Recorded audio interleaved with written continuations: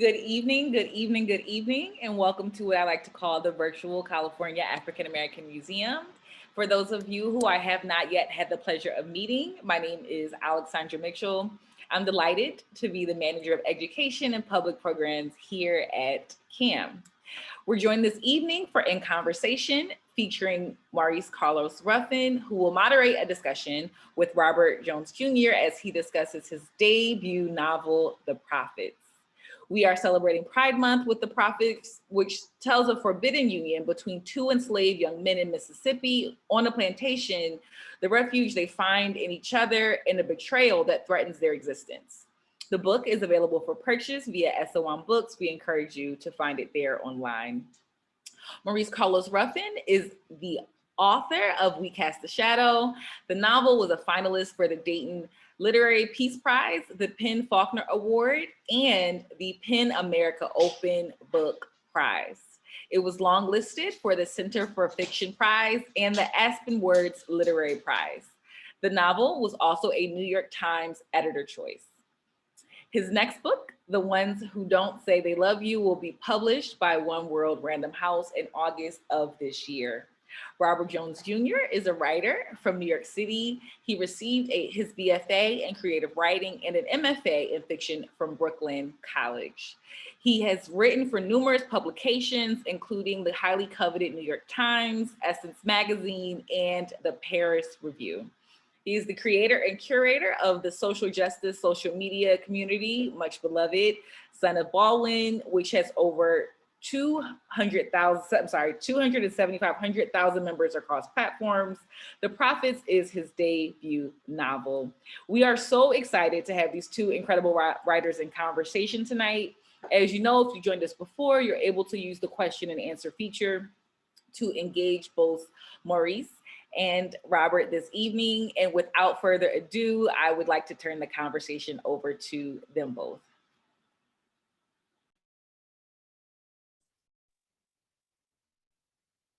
Hello, brother. How you doing? Hey, Brother Mo. What's going on? Doing very well. And thank you to Alexandra Mitchell for that wonderful introduction of both of us. I just feel so blessed to be in this space with you a few months after your book has arrived in the world. I'm so happy to have it here with me in physical form, the beautiful, extremely affecting The Prophets, a novel by Robert Jones Jr. Thank you so much for sharing your work with the world. We're going to have a fun discussion tonight. We're just going to keep it loose because, look, you're my brother, so what can I say? I'm down for whatever. And thank you, Maurice, for those kind words coming from somebody who wrote We Cast a Shadow. And, you know, one of the great things about being a published author is that you get to read some of your homies' works a little earlier than they actually hit the stand. So you can see over my shoulder, I have the ones that don't say they love you, which y'all wait till y'all see that. Wait till y'all get into that. I got all your books up here. I appreciate it, brother. And look, you know I love you so much. So I've been looking forward to this for a while. This was the only thing on my calendar this week that I was like, yo, when that happens, it's going to be a good night. And I mean, frankly, for me, you know, when I read a work of genius, I'm always thinking, all right, I just want to know how they did it. I just want to know how this came together. So we're gonna do a Q&A in about, I don't know, 40-ish minutes for the people out there, you know, the good folks listening to the conversation. But before I get to any of the formal stuff, I just got to ask the most basic question. How you doing, bro? I'm doing okay. A lot of people don't know this, although I did announce publicly that I was recently diagnosed with multiple sclerosis.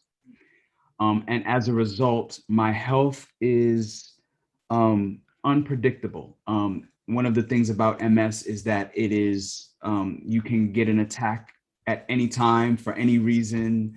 You know, some reasons more than others. Stress is one trigger. Sometimes extreme weather, extreme hot or extreme cold can trigger it. But you basically, you have to take it day by day. So what I've been doing is I'm on a special diet, which I lost like 30 pounds on this diet. Also, I meditate as often as I possibly can to reduce stress and mainly to moderate my approaches to stressful situations as well and how I receive those situations. But I wake up every morning. And so to me, that is a blessing. I get to talk to people like you, Mo, and talk about this book that, I had been writing for like 14 years. So whatever ups and downs I might experience, I always remember that part right there. So I'm doing okay. And I got to tell you, is something, because before I came on, I was talking to a friend. She's a poet who just got her first book accepted. So I was like congratulating her on the phone. And I was like, so what you been up to lately? She was like, oh, I'm reading this book called The Prophets by this Robert Jones Jr. And I'm like, I'm talking to him in like 10 minutes. And she was like, okay, well, tell him I said hello, please.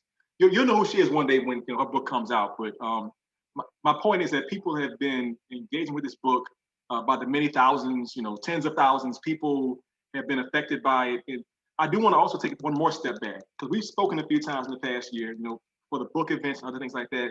But I remember in the sort of heat of the pandemic and after Brother Floyd was murdered, we did an IG event. We talked just, one-on-one, just for an hour about, life and how things are feeling. Can you just tell us a little bit about how, like, your view and feeling of the world over the past years sort of shifted a little bit, if it's changed at all? One of the things that was really interesting about writing The Prophets about a time period past. So this book takes place in the mid 19th century, thereabouts. And I'm excavating all of these things about American history, because I did a ton of research as before and as I was writing this novel about antebellum slavery, about even the time before in Africa, various places in Africa. And one of the things that struck me, almost took my breath away, was how little things had changed in this country in regard to how the national consciousness regards Blackness. So I'm writing this book and say, I started writing it in 2006. I would say in about 2009, 2010, I'm reading this slave narrative in which the slave owner, to restrain an enslaved person who is sort of becoming unruly, the overseer puts his knee on his neck to restrain him in like 1820 something. Little did I know, I said I was going to use that because I was looking for a little choreography for how these white people interacted with Black people on these plantations. So I said I was going to use that, and I actually did use it in the book. Little did I know that a few years later, after writing that scene, Eric Gardner would happen. And then some years after that, George Floyd. So people read this book and go, oh, he must have been talking about making a comment about Eric Gardner or George Floyd. And the truth of the matter is, no. What's been consistent is the white behavior toward the Black body. And so what seems contemporary is actually perennial. And so what was happening in 1820 was happening in 1920 is happening in 2020. That is what struck me as frightening, how little this country has changed. And I think it has to do a lot with what James Baldwin said with this country's refusal to face its past. Its dogged determination to remain white in terms of whiteness as a pathology.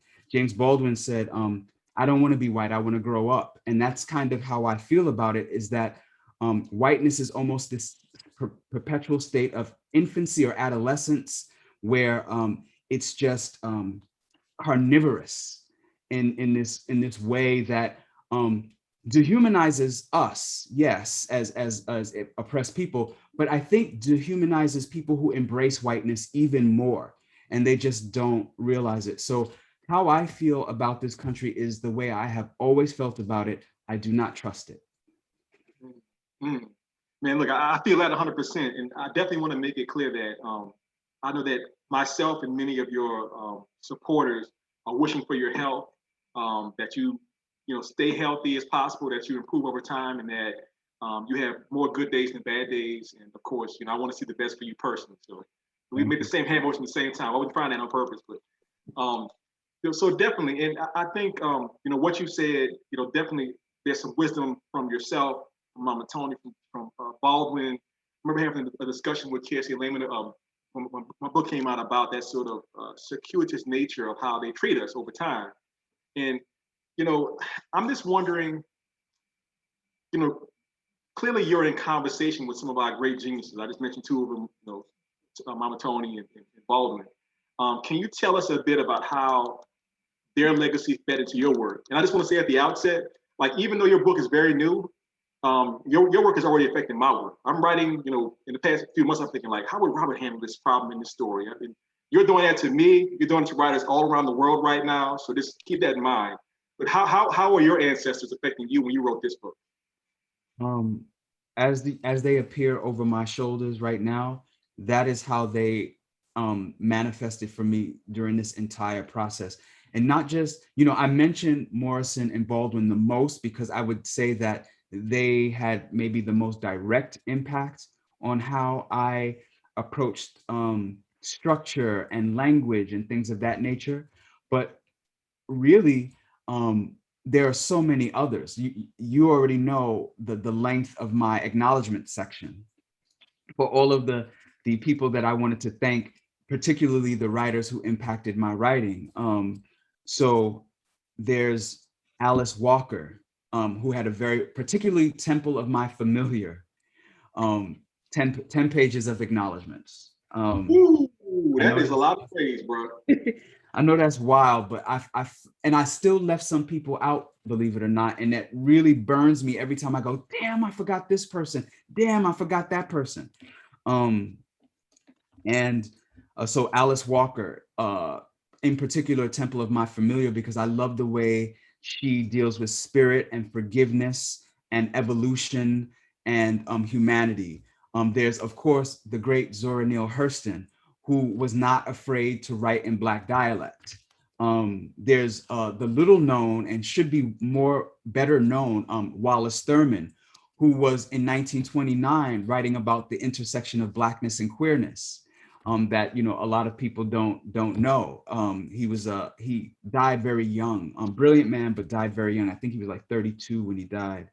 All of these people, whether they are elders and still living or ancestors and have passed on, and even my contemporaries like Kiese Layman, Kola Booth, have had profound impacts on the way in which I think about Black childhood, for example, or the Africanist point of view. I always say this, I say this a lot, that I don't see other writers, particularly other Black writers, as competition. I see them as community. And in those ways, I read their works for inspiration, for technique, to figure out how they solved problems, for figuring out how they broke language such that even the colonizer's language feels and reads and sounds Black. I just find inspiration in all of them. Toni Morrison and James Baldwin in particular. James Baldwin informs my sort of my political point of view. Like, I really think about whiteness in a particular way because of James Baldwin. Toni Morrison informs how language should have rhythm and music, how it should have meaning beyond the words that are written on the page. She is where I get that sense of trying to push toward that sort of thing. I don't know if I accomplish it or not, but that was what I attempt. That not only should the language have a certain ring to it, but if you're going to use metaphors or similes, that they should reflect your point of view as a marginalized person, that they should not appeal to the master narrative, as she would call it. So those are the most immediate impacts that I can think of that they had on my writing. Yeah, and I want to remind our people, I think, who are listening to this interview, I had a thought when I read your book, I think back in January, and then I picked up a review of the book, and they had the exact same thought I had. I'm just going to go ahead and quote this and embarrass you for a second. Oh, So God. Seattle Times, I think it was January, and they basically said, I'm going to paraphrase, Robert Jones Jr., The Prophets, makes a case for Book of the Year. I don't want to be like, too dramatic. I still think that that's the case. I think that this is the kind of book that is a generational tale. I think that a lot of us writers, including myself, who have, coming out this year, like doing our work, like, putting our stories out there, doing the work for our community. But I do think that when I read your book, The Prophets, I think very specifically about my queer brothers and sisters and non-binary folks that I went to school with, like in high school. And I think about how I can see in their lives, they didn't see representation like in television, film, movies, or even in music for the most part. And so I'm just curious about you when you were a younger person. Were you thinking about, I want to make sure that somehow I bring this into the world? Because I just think it's so special, in this book. I'm an ally, I'm not queer myself, but I just feel so good that I know that now in this world, there are people who can read this book and see themselves. And in a historical narrative, you don't get that even from some of our greatest from the past. So what were you thinking in sort of putting this idea together as a book? Well, to go back to childhood, I had always been writing myself into stories that I wasn't supposed to be in. So the first time I started writing was because my father bought me a Wonder Woman comic book when I was 4 years old. And I was so enamored by her world, the idea that there is this island of Amazons, all women who have trained themselves to perfection, physical, intellectual, spiritual perfection, and that their mission was to make the world a better place, to stop war, to end oppression, and all of these things. That appealed to me as a 4-year-old, and I'm not sure why, what I must have been sensing about the world that I lived in, that would appeal to me. But at 6, when I started wanting to write my own stories, I would make myself Wonder Woman's sidekick. So as I began to get older and began to become more sophisticated of a writer, I think at 16, I read Terry McMillan's Mama. And it dawned on me, oh, so you can write about Black people stuff, because I had not encountered in school anything that confirmed that I could write about me, because I was reading only about white people and their stories and their lives, which was presented to me as universal. So I because of that propaganda, I started to believe that white and universal were the same thing. But encountered Terry McMillan and realized, no, you can write about Black things, and those Black things can be specific and universal at the same time, that we can be center too. And so I attempted to write a novel when I was 16 called Conjure. It was horrible. I was writing it on construction paper. Pink and blue construction paper, believe it or not. It's in here somewhere. I don't know where it is. I hope I didn't throw it away by accident. But Bought that paper? I went into the store and bought that paper, and I used a typewriter to type on construction paper. Don't ask me why I wanted to use construction paper to type with Dr. Lord, but I did. That was just kind of matching your look right there a little bit. That must have been like my queerness coming out in some strange way. But that story was about two teenage boys in love. So it had always been on my heart to write about Black queerness in some way. And it was not until maybe I was in my first semester of college, because I went back to school as an older student. I was 31 when I returned to college in 2002. And I wanted to write about a Black queer person in a time period in which I had never seen them. Because for me and everything that I was being exposed to, Blackness and queerness only happened between the Harlem Renaissance and the present. There was nothing before that. And that just struck me as odd, because the question for me was, so we just popped up in the 1920s, but where were we before that? And, there are some theorists that are like, well, there was no queer identity before that. And I'm thinking, yeah, we didn't call ourselves queer, and maybe there wasn't a queer identity, but I know intrinsically as a person who is queer that I knew that I liked boys before I knew that there was a word for that. And I knew that my romantic tendencies moved in that direction, and that my ideas about love and romance and all my fantasies moved in that direction.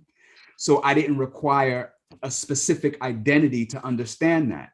And so that struck me as incredibly heterosexist of these theorists to think, well, there was no such thing as queer identity, so queer people didn't exist. No, we existed without a name.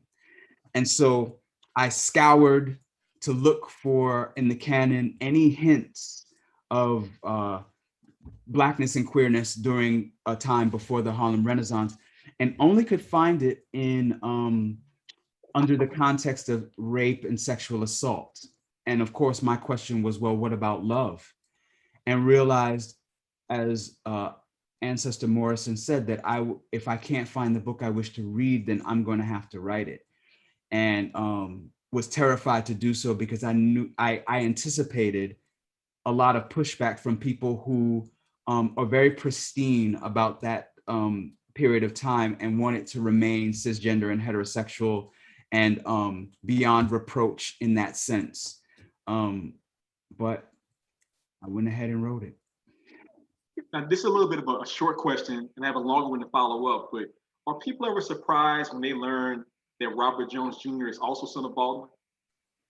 You know who was the most surprised? Kiese Layman was shocked. He said it was like he found out that Clark Kent was Superman. That's what he said.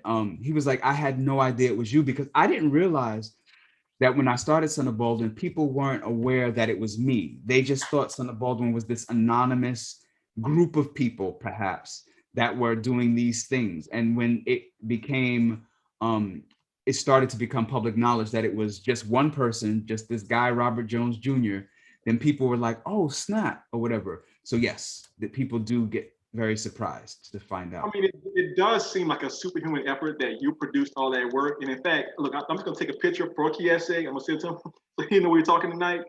But I mean, like I had the same reaction when we met for the first time in New York. I think it was 2018, and we had been talking a little bit. I think I walked off. Somebody was like, "Yo, that's Son of Baldwin." I'm like, that's Son of Baldwin, right? I was like, just throw it off. But the reason why I'm bringing that up right now is because, you know, obviously it's incredible work that, you know, not only are you this fantastic author, but you also have one of the most prescient and popular accounts on social media, period.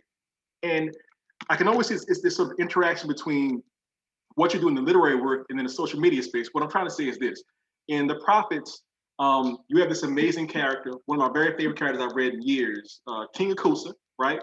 And I remember a few days ago you posted, I know I saw it on Instagram, about how in this sort of hetero patriarchal framework, women characters, but particularly Wonder Woman and Nubia, always sort of depowered and de-intellectualized to sort of fit the framework of, you know, who should have the most power. And so I just want you to talk a bit about like that framework, because, you know, I love comics also, and how you decided to create this boss, amazing king in your text.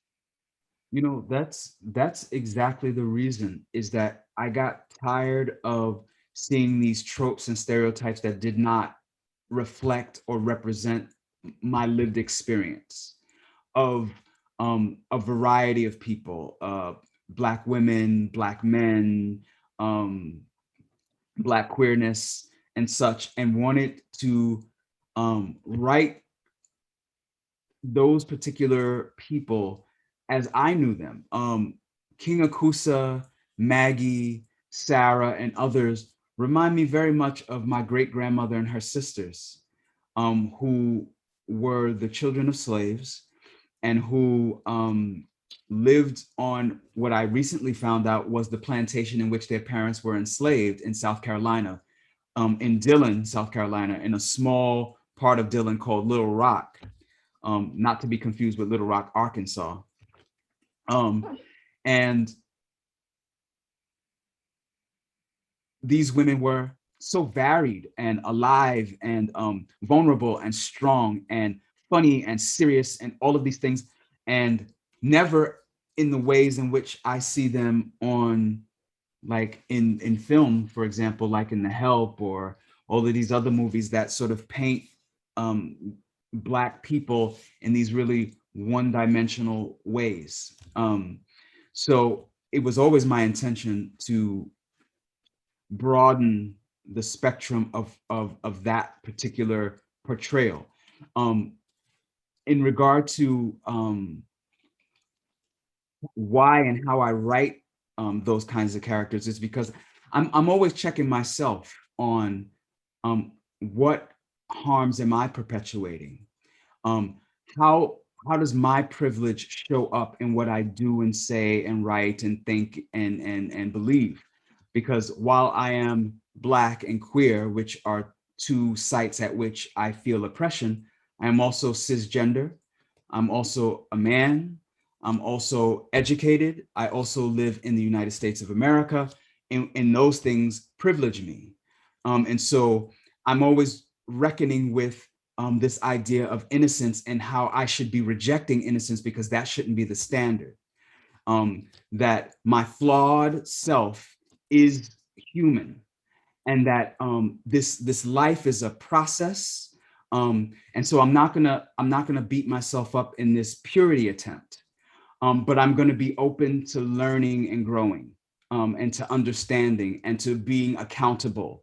And that's just how I operated. And so I wanted to make sure that when I brought these characters to life, I was operating from as vulnerable a place as accepting a place of me and all my beauty and ugliness as I possibly could, so that these characters could also reflect their beauty and ugliness.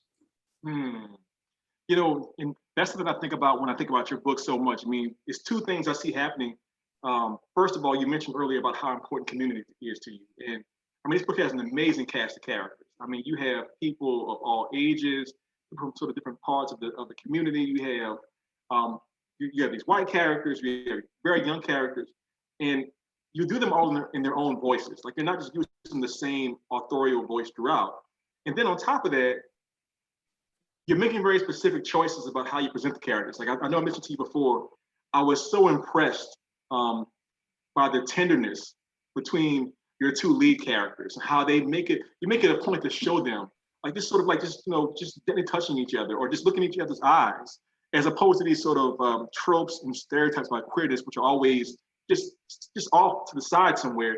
And then the flip side of that is, there is some violence committed in the pages, but it's virtually by the white characters alone. And so I'm just curious about your thought about the community. How do these, characters fit together in the overall narrative? Like, how do you decide who's going to be what in this narrative? It's funny you should ask that, because on an earlier discussion I had today with the Cheeky natives from South Africa, I was telling them how many characters I had to pull out of the book so that the characters that remained formed this cohesive community, because it did at some point begin to become unwieldy because there were just so many different characters. There are at least 8 who did not make it into the final version of the book, because either they were somewhat redundant or repetitive, or their point of view sort of diminished the point of view of another character, and removing them made it more full and rich. So what I knew I needed to communicate in some way in this book was that the only way they could have possibly survived is through community, no matter how dangerous and daunting that was. Because for our ancestors, loving somebody was a risk, because that person could be snatched away at any moment for any reason. You could be snatched away at any moment for any reason. So everything was challenging. It was a great risk to say to someone, I love you. That, Toni Morrison talked about that in Beloved. That's the thing that can't be spoken. You can't say I love you, because Lord knows what it'll do to your heart once that person is snatched away from you. But I knew that for our ancestors who suffered and survived, had to think about what it was that helped them to do that. And it had to be those things like Maggie bringing them stolen food, um, Samuel at first being all bluster about Isaiah coming back to the barn late, but then realizing what happens and then, starting to, soften himself to fit around Isaiah instead of being the hard person he has trained himself to be. It's in those little stolen moments, even in a devastation like slavery, that people find those moments in order to keep going, in order to survive, in order to hope, in order to love, so that you and I could be here at some point, and that it may be a little bit better for us, or at least less, so obviously less hostile than it is for them. And so community was so important that I said, I need something to join not just this community on this plantation, but a community that existed in the before time, so that we see the link. And so how can I do that? And that's where the ancestral voices come in. That's our shared link right there. So yeah, community was huge. It was really important to get that across in the book.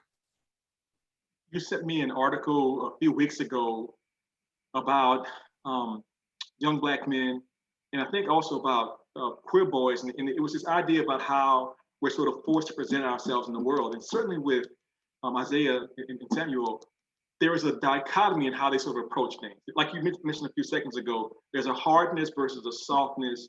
There is like how, one thinks he has to be in order to survive versus how the other was kind of like, no, I'm gonna be myself. Can you sort of talk to us about embodying that spirit, these two amazing characters who I think about all the time? Sure. That's the tug and pull, right? Is that we've decided as a society that patriarchal masculinity is the standard, that a man should be head of household, he should be the protector of his family, he should be the provider of his family, he should be the soldier and the laborer for the state.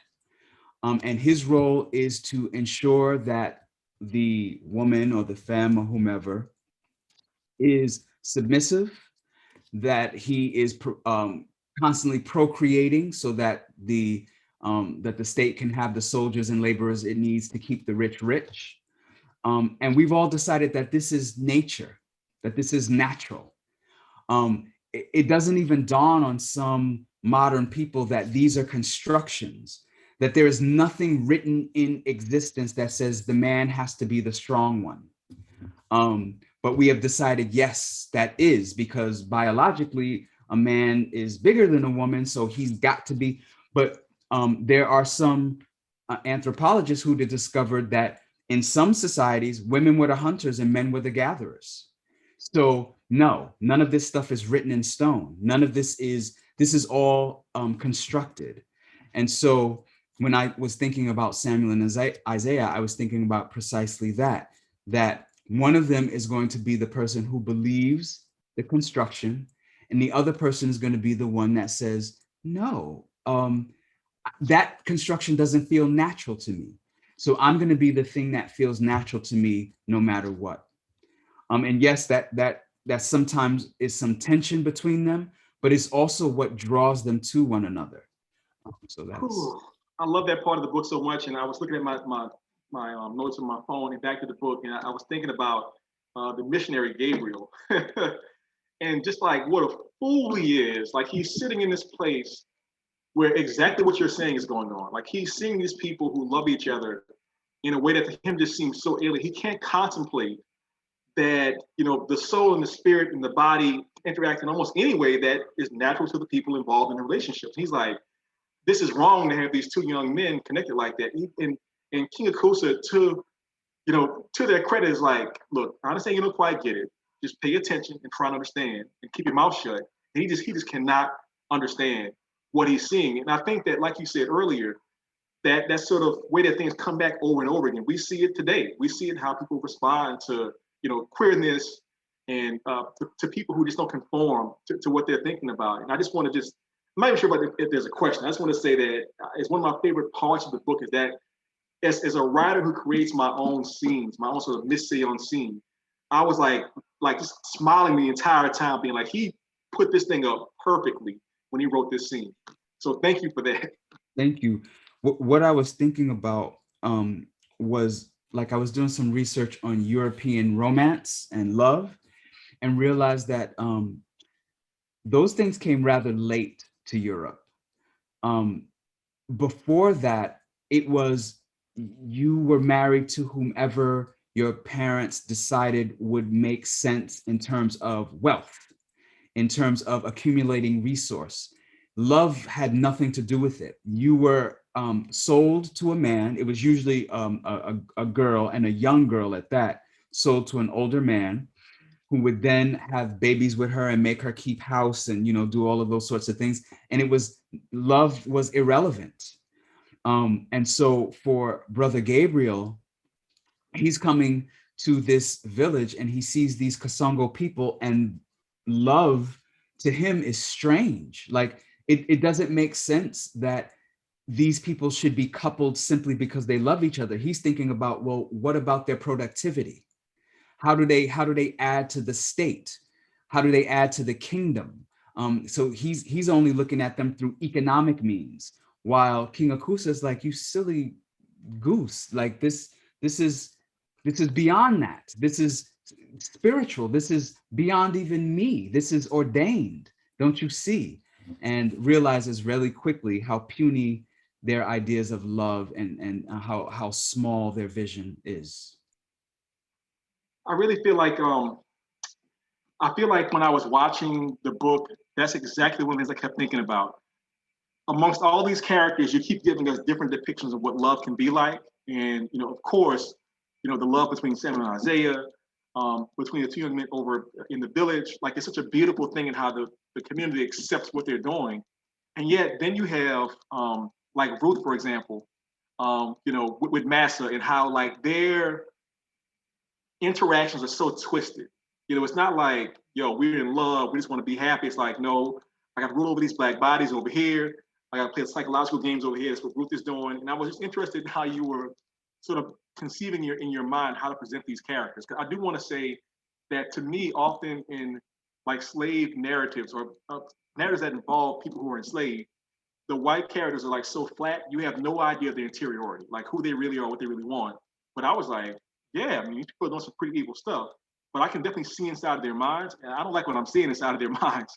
So you went deep with that. So I'm rambling a little bit because I'm so excited about it, but just what were you thinking as you were creating these characters? In regard to the love between Paul and Ruth, what I realized in reading all these documents and stuff is that for people like them, love is perfunctory. It isn't passionate. It is like an occupation. It is economic. It is sterile. And I realized really quickly that Paul could not really love anybody, not even himself, because certainly not Ruth, because anybody who can rape as a matter of course, as a matter of business, doesn't have the capacity for love. It's just impossible. And that goes for Ruth as well. People who rape cannot, by definition, love, because love and violence don't go together. They can't exist in the same being. And so these people are violent by nature. They are at sometimes sympathetic, like Timothy, who we discover is reckoning with his own queerness, and reckoning also with his own racial legacy, and attempting and failing to be a better white person, or maybe succeeding at being a better white person, I should say. You have Ruth, who can recognize the role that women are subjugated to. You have even James, who can say, I am somebody without money or property, and that makes me less. But who cannot go the extra step to see the Black people that they're interacting with as human beings. And so that's the interesting thing to me about whiteness, is that cognitive dissonance.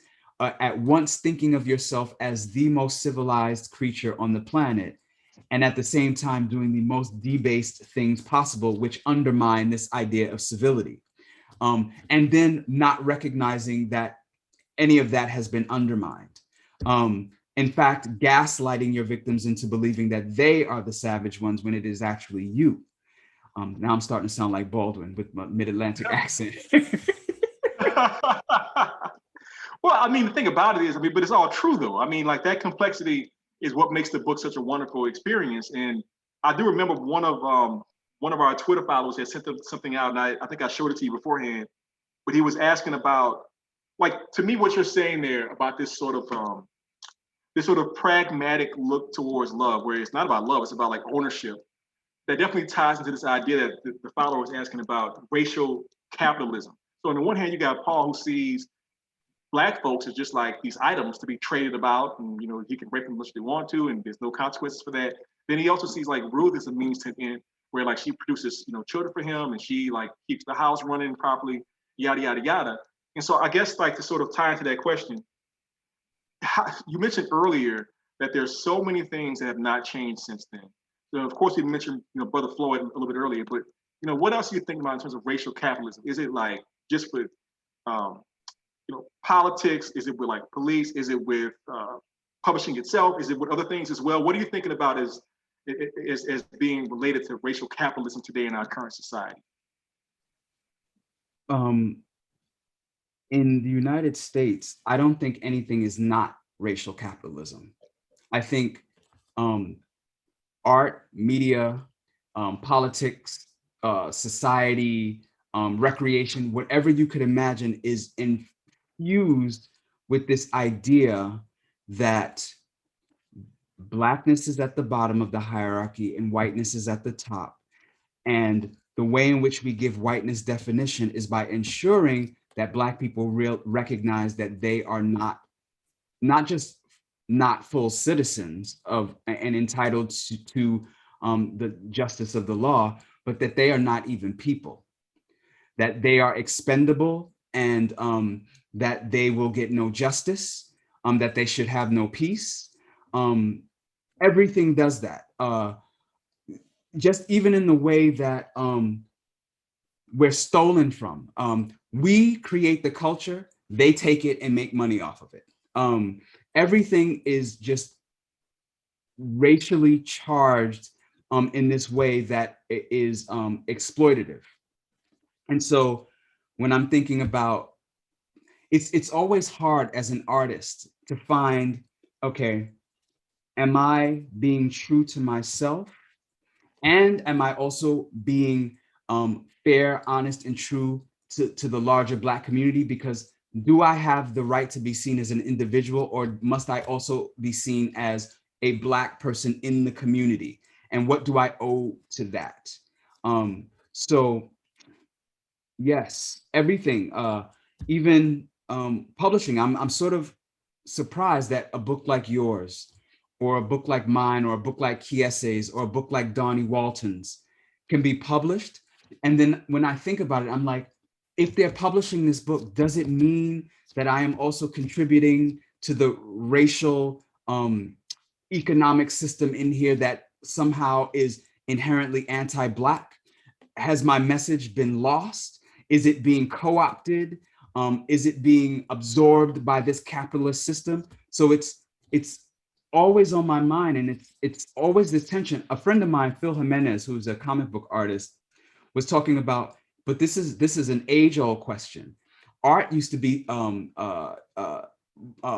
commissioned. It was never people just making art for the sake of art. Even ancient Egypt, they were being commissioned to do these things. So there was always this sense of commerce involved with art. So that's the $1 million question.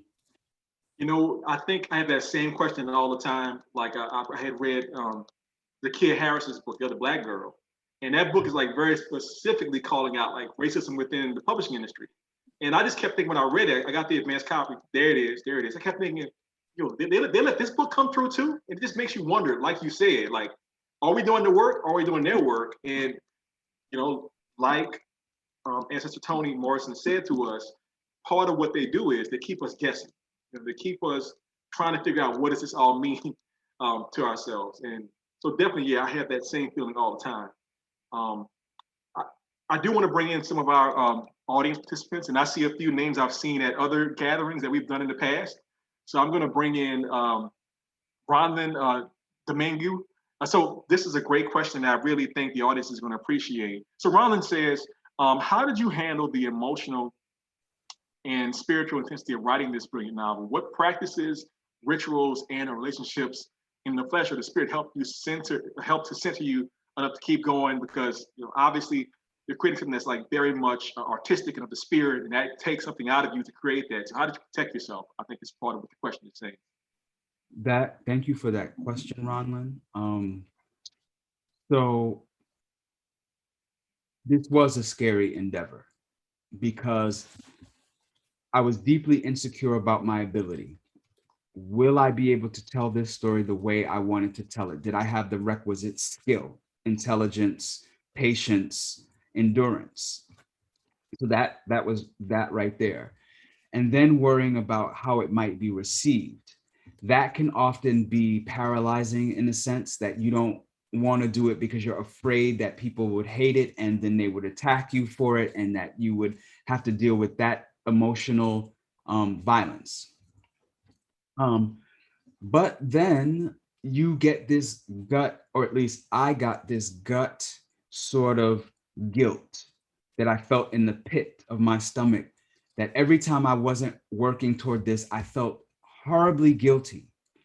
And I've decided to interpret that as ancestral voice, saying, listen, we endured, we sacrificed, we died, and we survived so that you could bear witness. And you're telling me because that job of yours that you don't like, that you're only there because it's paying the bills, is exhausting you so much that you can't follow your purpose and your dream? How dare you? And so I would like to think that my ancestors were not only guiding me and protecting me, but also pushing me to keep writing. And so I developed the ritual of getting up at the witching hour, 3 o'clock in the morning, when Brooklyn is the most quiet, and also when the spiritual voices are loudest, to get in front of this computer and write whatever flowed, whatever the universe decided it wanted to share.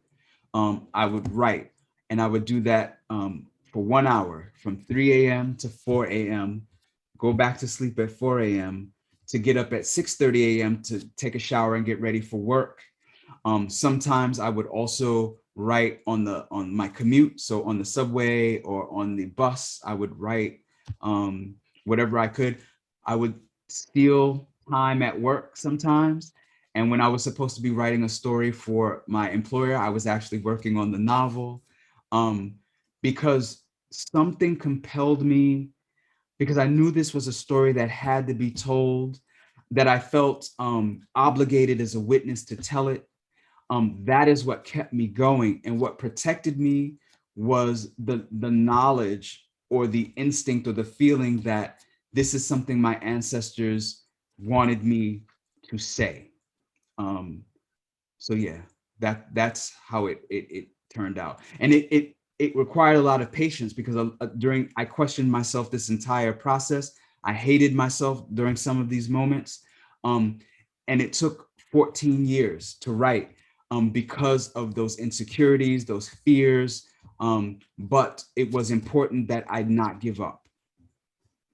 Well, I mean, I definitely have been in that same position myself of being in my employer's office on their computer, writing my own work.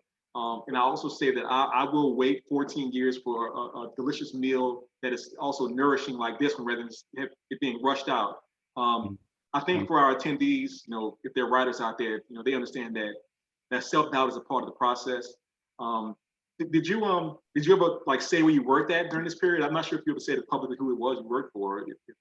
Um, I worked for my alma mater, Brooklyn College, in the Office of Communications and Marketing. Before that, so when I was in undergrad, I was working 3 part-time jobs. I was working in the English counseling office for English majors. I was working at the Scholastic store in the bookstore, and I was also an English tutor. And then in grad school, I was working at Scholastic and doing English tutoring. And then when I finally graduated, I worked at Scholastic, and that I got promoted at Scholastic to manager, and that was just a bad move because I'm not manager material, and I freely admit that. And my boss told me before I got promoted, I don't think this is going to be a good fit for you. And because I let ego, I took offense instead of realizing that he was simply telling me the truth. He knew where my talents lie. And so I wound up quitting the Scholastic store, was unemployed for a little bit before I got the job at Brooklyn College, and really enjoyed the work that I was doing at Brooklyn College because I was telling stories about students and alumni and donors that were really important. One of those students that I wrote about was Ocean Vuong, because Ocean and I are fellow alumni. And so I really got to meet and write about great people, but some places are toxic. Yeah, yeah, no doubt. And look, I have been there plenty of times. Yes. So I do see another one of our friends we have seen in quite a few of our prior events, and I'm sorry if I butcher your name. That it's on my head, not my heart. Danielle Borsaquat says, speaking of allyship in literature, what are your thoughts about cisgender writers, including queer characters, and an almost forced attempt at inclusion? How do you think those characters fare in such an instance? All right. I am against the idea of putting marginalized characters in something just to say I checked off the boxes. I got my Black person, I got my brown person, I got my indigenous person, my trans person, my queer person. If you don't know how to invest those kinds of characters with a full humanity, with nuance and layers, leave them out and just write your white man thing or your white person thing. I don't like representation for the sake of representation, because that I think some representations do as much damage as no representation at all. In fact, I think bad representation is harder to sort of correct than no representation. For example, this idea of Blackness and criminality is merged in the American imagination. And if they had just left us out, we could have filled in the blanks. But now we're having to erase what's already in the public consciousness before now writing over it with the correct version of ourselves. So it's extra work for us. So I say, don't include marginalized characters for the sake of just including them so that you could say, oh, see, I'm a good person. I included a trans character in my book. If they're just going to be flat and stereotypical and maybe even harmful in their representation. Yeah, no, definitely. And these are great questions. Thank you all out there in the audience for these. I was wondering, you were talking about your working life when you were writing at work. And I'm just curious about your process because, like I was saying earlier, Son of Baldwin is such a respected social media account. That's almost an oxymoron. Like most social media is not very well respected, but Son of Baldwin is. I'm just curious, do you have like office hours at Son of Baldwin? Like you get up at like 9 o'clock and, read things and post things for a period of time, like after writing, or what do you do? I usually post at 9 o'clock in the morning as a good morning thing. Here's the tone being set for the day. I usually post twice a day, but sometimes if what's going on in the world calls upon more analysis, I may post more than that. and I usually stop posting when it's time to go to bed. Like I don't really have office hours other than, I'm sleep. And so Son of Baldwin is, in terms of moderation and such, closed.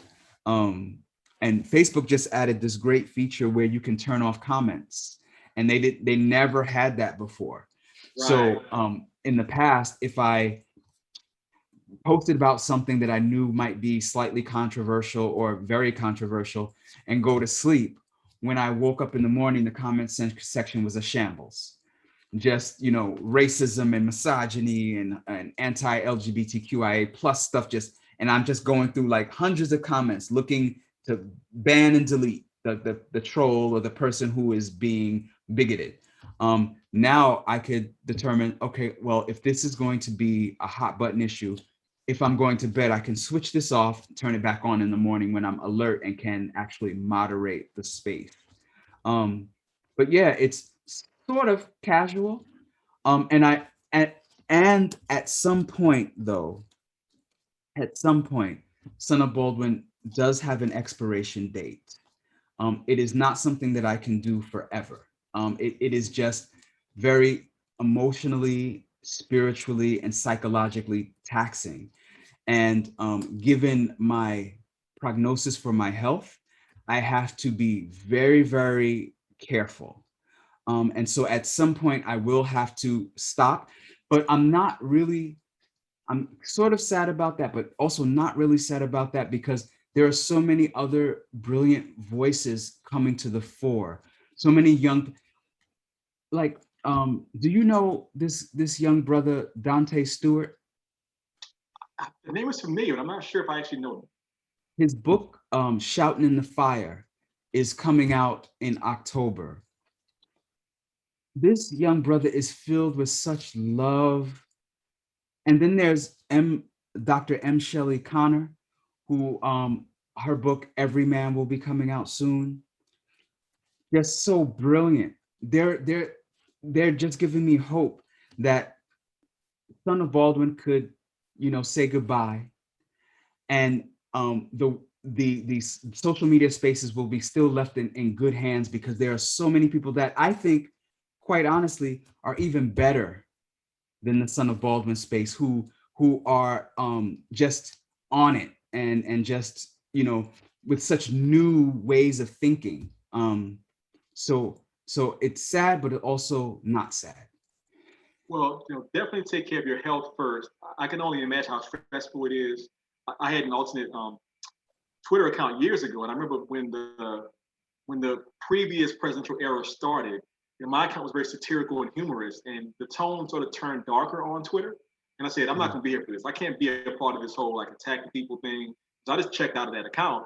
And I remember, I think around the same time, maybe this was before, I saw Son of Baldwin got banned by Facebook for a period of time. I remember you were reaching out saying, yo, what's going on here? I was like, I didn't know who you were. I was like, wait, they got rid of Son of Baldwin?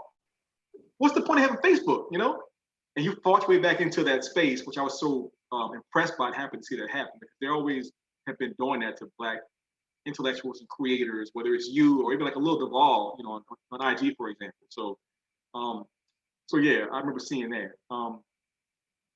So we do have some more questions coming in here, quite a few. Can you talk briefly? We'll go to this first one by the anonymous person. This book has a very unique structure. So this person asked us, please tell us more about the formatting and structure of the book, starting with the title itself and then the chapters, biblical namings. These things started to come later in the process, during the process of revision. I started to develop ideas about, well, maybe this book should be more in conversation with the Holy Bible, given that Christianity plays such a huge role in the plot in terms of what is making,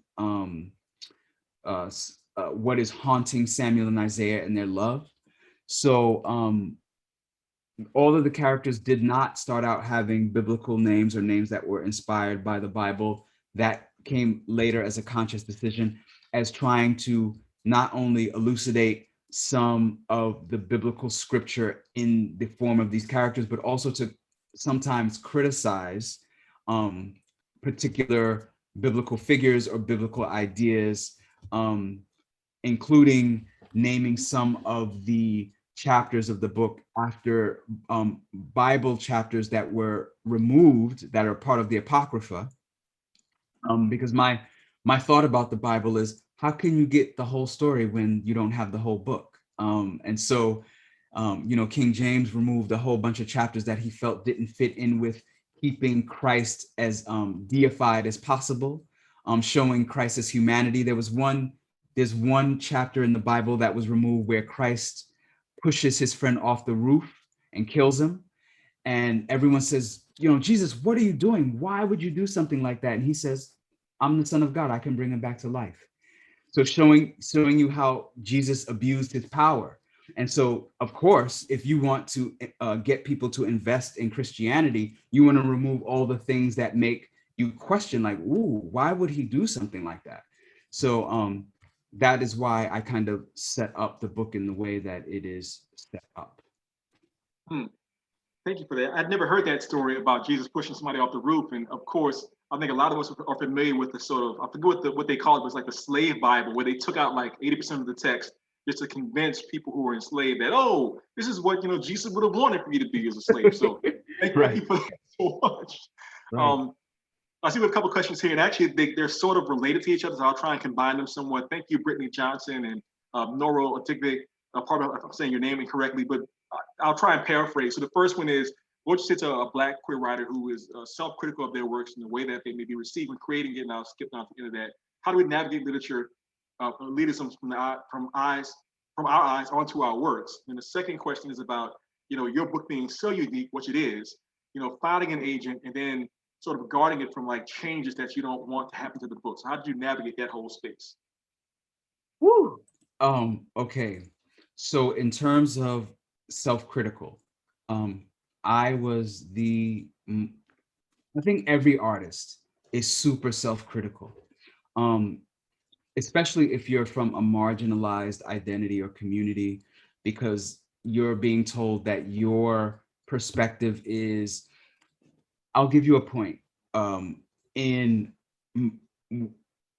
think it was my last semester of the MFA program I was in. It was my turn to be workshopped, and a classmate of mine said, frustrated, I don't know why you have to keep writing about race.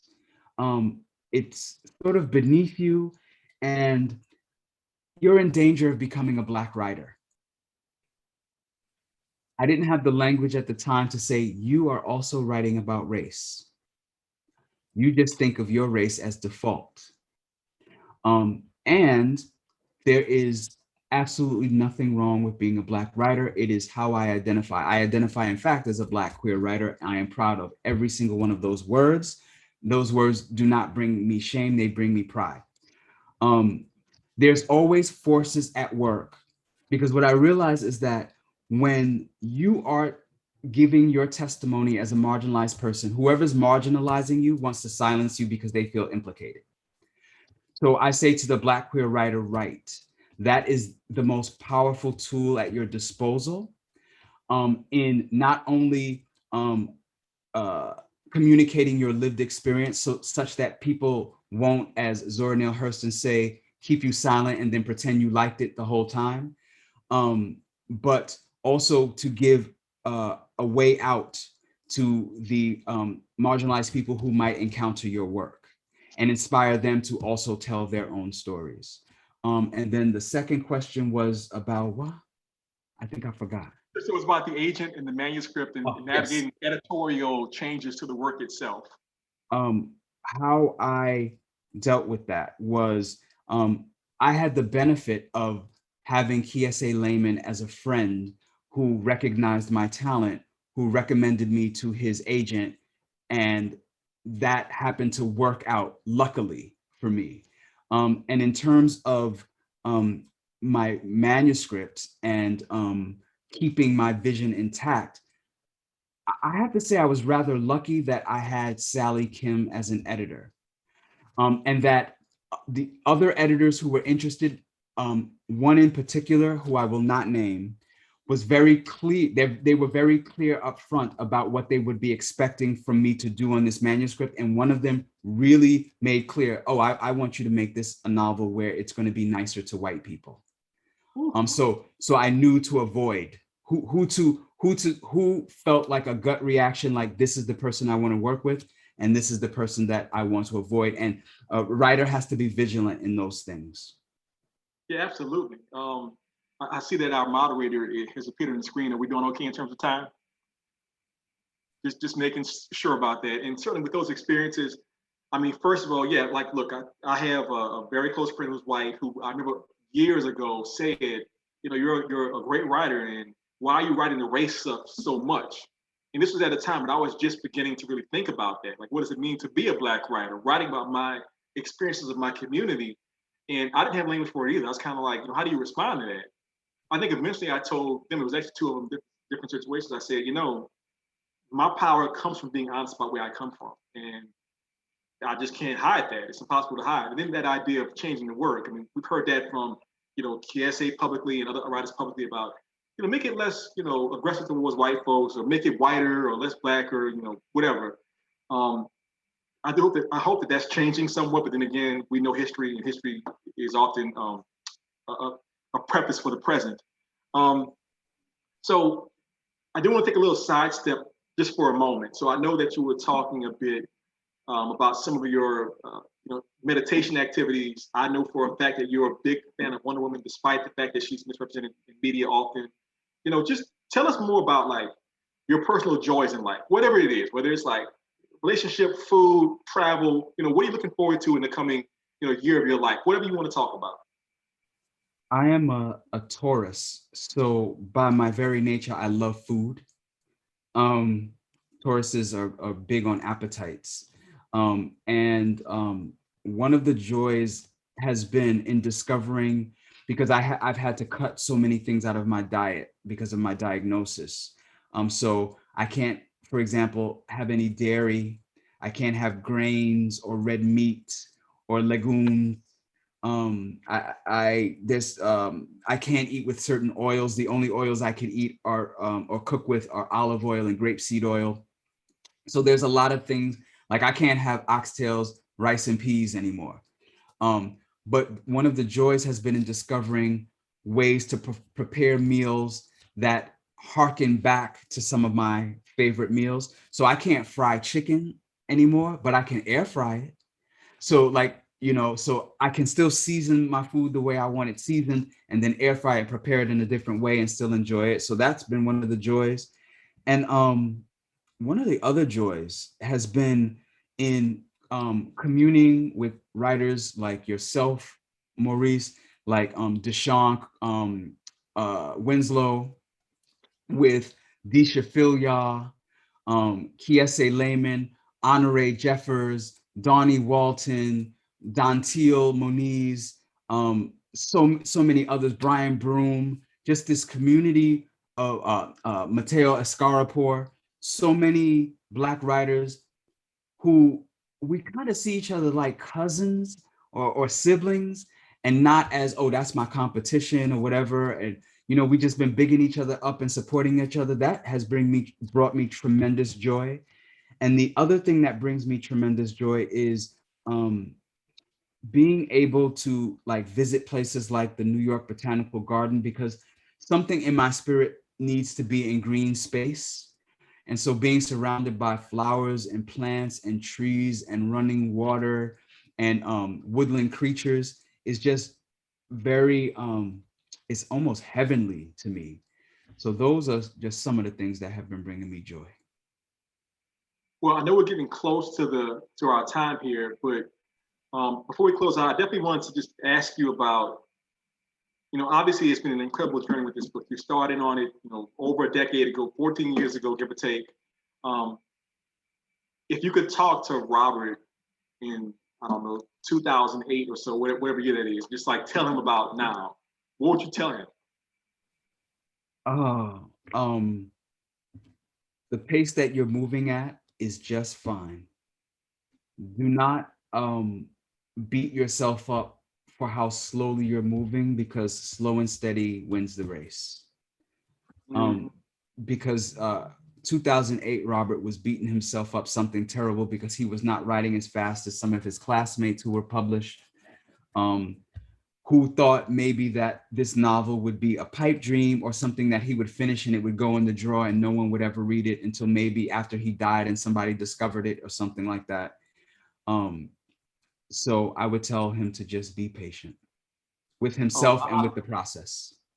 I love hearing that so much. Oh, I love hearing that so much. And I think a lot of us writers have that feeling of, you know, we'll put it in a drawer like in a chest, and it'll get discovered 50 years from now, and they'll say, "Oh, what a great genius this was." But I'm so thankful that you did decide to share this with the world and with me specifically, because it is a beautiful work, and I make it a point to tell everybody I talk to about how much it affected me personally, and how much I think this is just something that is going to be important for readers all over the place for a very long time. So I just want you to know you've done your work, brother, and thank you so much for that. And you know, for all of us, we love you so much. Our friend Alexandra is over here on the screen. What can you tell us? I'm back. What incredible advice for all of us. I think I can use that advice as well currently. You know, we all beat ourselves up for going slower, but the book is incredible. I hope you all do yourself a favor and pick up a copy of the book via SOM Books online here or in person if you're in Los Angeles or in the area. Please do read it cover to cover and celebrate it. We also encourage you, of course, in August to pick up The Ones Who Don't Say They Love You. I'm sure that book will also be incredible. I trust Robert's judgment in that it's a really another one that we're just going to keep an eye out for. So thank you both for an extremely riveting, insightful, and generous conversation. To you all at home, hopefully we see you back at the museum very soon in person. Hope you all have a great evening. Be safe, be well, and have a great night. Thank you, Cam. Thank you, Alexandra. Thank you. Everybody be well. Bye-bye.